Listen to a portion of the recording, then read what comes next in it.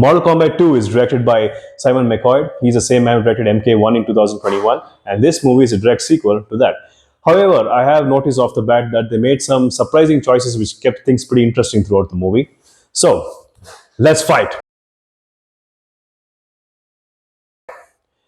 Now, this story kicks off with our main villain, Shao Kahn. Now, thing about Shao Kahn is his presence. His presence was just amazing. He really felt organic, he felt visceral, he felt in the flesh. His costume design was exactly like in the games, and I really liked it. I really enjoyed watching him.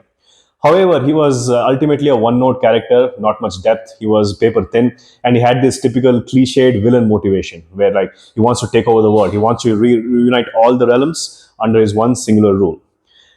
However, on the protagonist side, we are led by Johnny Cage, played by Carl Urban. Carl Urban, I think, really nailed this role. At first, I was a bit hesitant. As good as an actor as Carl Urban is, he's really a fit choice for this role. He's the one who to embody Johnny Cage.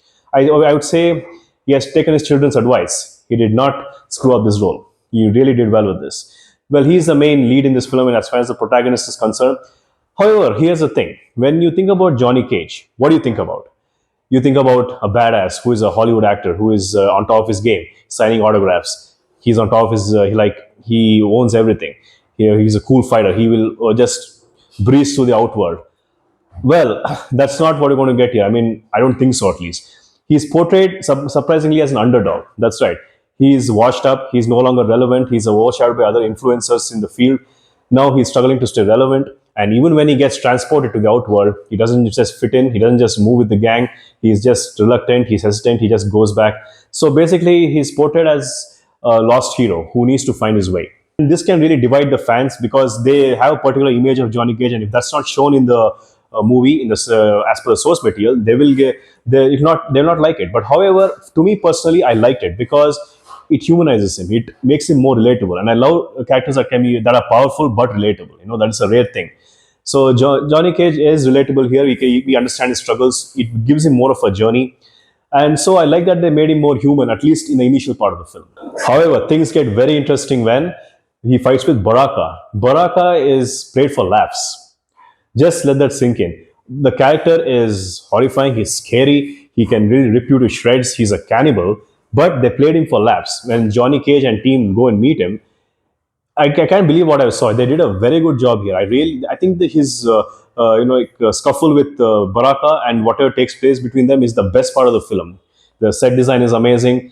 I mean, their fight scenes are amazing. There's so much laughs, so much comedy takes place. You really start liking the character. He's surprisingly sympathetic. So I really enjoyed this. In fact, I felt it was the best part of the film, and even people in the theater were really laughing out loud at this. Now, this leads us to the next thing that is very important for a film like Mortal Kombat, obviously, the sound design and the fight choreography. They were great. Even when Carl Urban was fighting in certain scenes, it looks like he was really putting in the effort. He really was doing the stunts, and that is very impressive considering that he's almost 50 years old now, or maybe more than that. So, but of course, he did have stunt doubles, but it was a pretty damn good spectacle. The choreography was done very professionally and very well, really enjoyable. And I would like to give special kudos to the sound design because the sound design was just next level. Every single fight, every single kick, every single punch was impactful. I could really feel the characters. It really helped with the immersion, especially when you watch it in the theaters. So I guess for a movie like this, the sound design is really icing on the cake. Now that leads me to my next point, and that is they finally embraced. Thank God, they finally embraced the fatalities and the brutalities in this film. Mortal Kombat is all about that. I mean, it's a very important component. We love the fatalities. We love the way the characters go out in pieces. The people get stabbed here, they get sliced into half, they get torn into pieces. Yep, all that is there in this, and I'm finally glad there's one movie in the franchise that actually had the guts to embrace that. The previous movies kind of shied away from it. Sure, they had they had good fights. They did bring the characters to an end, but this is how you do it. This is how it has to be done. Now there's another thing that really touched me, and I did not expect this from a film like Mortal Kombat. Emotion was a surprisingly significant motivating factor for many of our characters. That's why emotion is used by the filmmakers as an instrument to motivate the characters to make certain realizations, to make them go in a particular direction. For instance, when it comes to Scorpion, he wanted to mind his own business. He wanted to just salt his fields. He just didn't want to be bothered. However, when he found that Bihan has come back as Noob Saibot, now this is where he really instantly turns and says, and he's ready for the mission. And even with Johnny Cage, he's like I said, he's washed up. Now he wants to stand, to get back on his feet. He wants to, prove to himself that he's more than what he is. So going to the outward and going through the motions really brought him into his element. He made him what he truly is. So there are a lot of like a lot of motivation factors involved here, and emotion is a core and center of it all. So and I really like that, because although you don't expect something like that with Mortal Kombat, it does add that needed depth and needed relatability to the characters who are otherwise very much like otherworldly, or very much one note, especially in the games. So I like that they added more depth to this.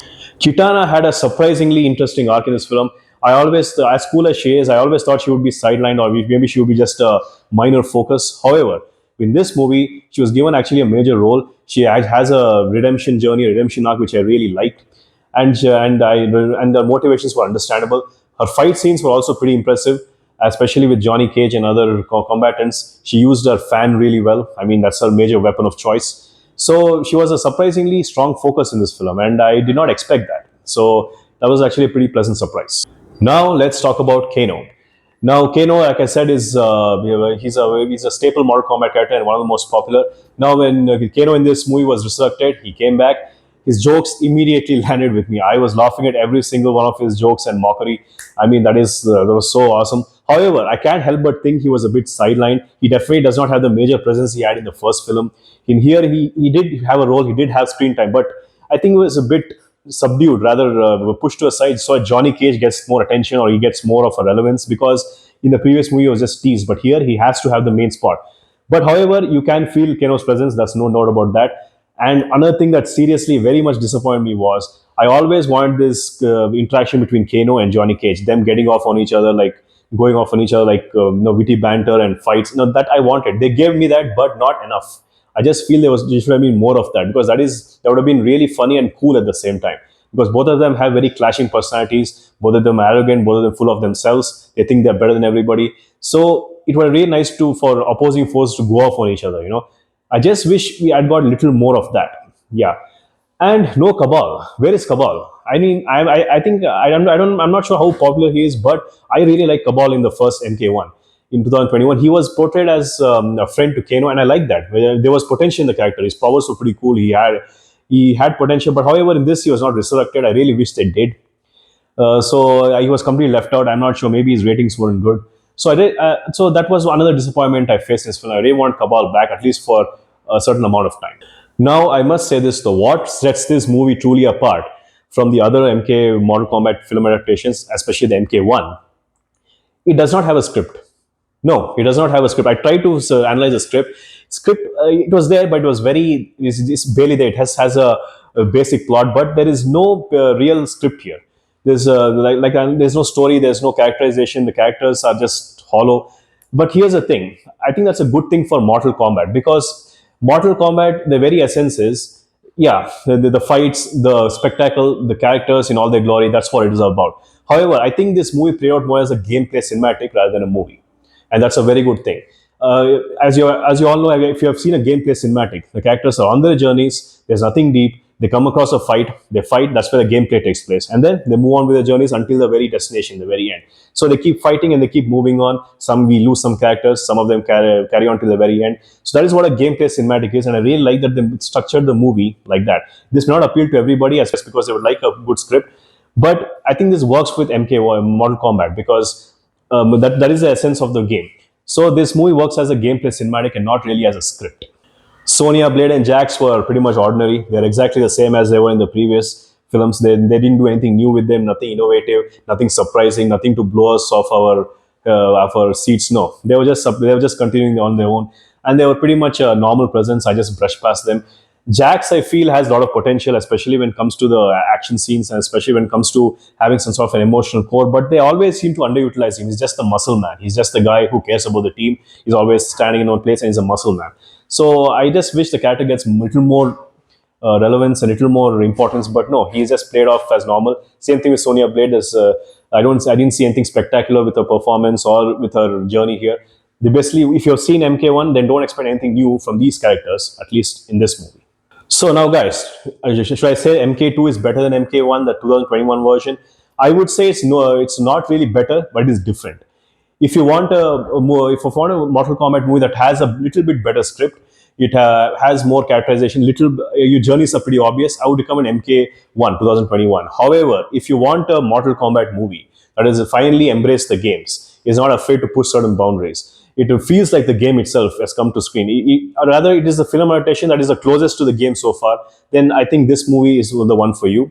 If you want to see more of Johnny Cage, obviously this movie is the one I would just easily recommend.